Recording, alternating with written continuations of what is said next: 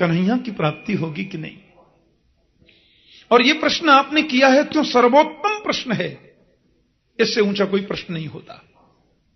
और ध्यान देना, दुख भी मिलेगा हमारे कर्मों से, सुख भी मिलेगा हमारे कर्म से, लेकिन भगवत शरणागति गोविंद की प्राप्ति तो संत कृपा से ही संभव है।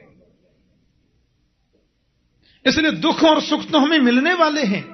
ना भुक्तम क्षीयते कर्म जन्म कोटि शतैरपि अवश्यम एव भुक्तव्यम कतम कर्म शुभाशुभम। जैसा कर्म अपन करते हैं वैसा फल मिलने वाला है, और बोया पेड़ बबूल का तो आम कहां से होए, संभव ही नहीं है। लेकिन संत कृपा कर दें तो भगवत शरणागति प्रदान कर सकते हैं, संत कृपा कर दें तो गोविंद को आपको प्रदान कर सकते हैं। इसलिए महापुरुषों के पास में जाकर यदि प्रश्न करना है तो यही प्रश्न करो, कृष्ण प्राप्ति करम शाश्वत साधनम तद्बदाधुना। ऐसा साधन बताइए जो कृष्ण की प्राप्ति कराने वाला हो। बहुत प्रसन्न हो गए सूत जी। सच्चा संत ऐसे प्रश्नों से ही प्रसन्न होता है। संसार की व्यर्थ की बातों से हम संतों के क्षण को बर्बाद करते हैं, और महाभारत में लिखा है कि संतों का क्षण और अन्न का कण कभी बर्बाद मत करो। महापुरुषों के पास जाकर तो गोविंद मिलन की साधना पूछो। आदरणीय सूत जी महाराज गदगद हो गए। कालव्याल मुखग्रास त्रास निर्नास हेतवे श्रीमद्भागवतम शास्त्रम कलौ क्षीरेण भासितम। ये कालरूपी जो ब्याल है, ब्याल बोलते हैं सर्प को, असल में हमारा जीवन क्या है? एक बहुत बड़ा अजगर सांप है और अपना मुंह खोल करके पड़ा हुआ है। अब मैं उस अजगर सर्प के मुंह के अंदर बैठा हूं, तो मेरा जीवन सुरक्षित कब तक है? जब तक वो सर्प अपना मुख बंद ना कर ले। उसने मुख बंद किया, यहां राम नाम सत्य हो गई। एक पल भी जिस मानव के जीवन का भरोसा नहीं है, उसको भी शीघ्र गोविंद से मिलाने की सामर्थ्य किसी में है तो केवल भागवत की कथा में ऋषियों। देवताओं को भी इस कथामृत को पान करने का कभी कभी अवसर नहीं मिलता है। राजर्षि परीक्षित को भगवान सुखदेव कथा सुना रहे थे, सब लोग जानते हैं प्रसंग।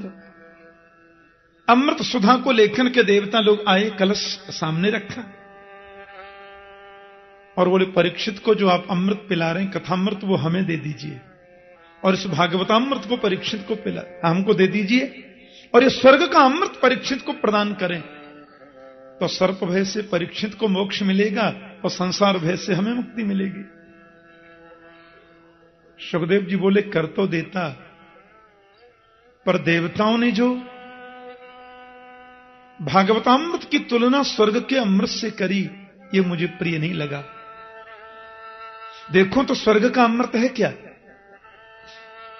हमने यहां सकाम अनुष्ठान किया, बड़े यज्ञ किए, दान किए, धर्मशालाएं बनवाई, कुएं बनवाए,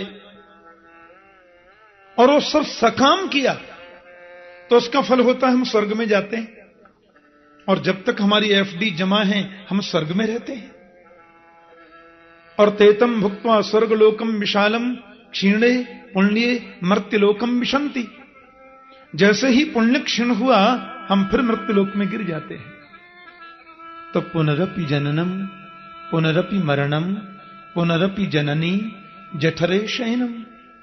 बार बार जन्म लेना, बार बार मातृगर्भ में आना, इससे छुटकारा स्वर्ग अमृत पान करने से नहीं मिलता। क्षम तदावीक्ष, ब्रह्मा जी ने राजा परीक्षित के मोक्ष को देखा, पुरा धाता भी विस्मित। ब्राह्मण का विमान किसका जा रहा, भाई कौन है इसमें? बोले आपको नहीं मालूम? राजा परीक्षित 7 दिन कथा सुनिए ना भागवत के नियम से, बैकुंठ मिल गया। ब्रह्मा ने कहा बाप रे, ये कैसे हुआ? इंद्र महाराज और ब्रह्मा सब एकत्रित हुए, तराजू लिया और एक पल्ली पर दुनिया के साधनों को रखा और तराजू के दूसरे पल्ले पर केवल भागवत जी को विराजमान किया। और कहते हैं जैसे ब्रह्मा ने तोला तो लघुन्यनानि जातानि गौरवेन इदम महत, अपनी गरिमा से भागवत का पढ़ना नीचे को चला गया, समस्त साधनों का पढ़ना ऊपर को है। क्या मतलब? वजन जिसमें होगा वो नीचे जाएगा। ब्रह्मा ने देवताओं से कहा, अरे देवो, ये कोई पोथी नहीं है, ये कोई किताब नहीं है, ये ग्रंथ भी नहीं है, ये तो मेरे गोविंद हैं साक्षात।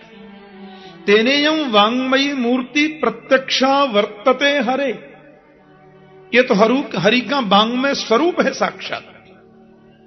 दंडवत करी ब्रह्मा ने। देवताओं को आश्चर्य हुआ। वही कथा मैं आपसे कहूंगा। सूत जी कह रहे, नारद जी ने ब्रह्मा जी से श्रवण किया था इसका सविधि, लेकिन सप्ताह श्रवण की विधि क्या है वो सनत कुमारों से सुनी थी। वो क्या है, एक बार नारद जी महाराज दौड़े दौड़े गए,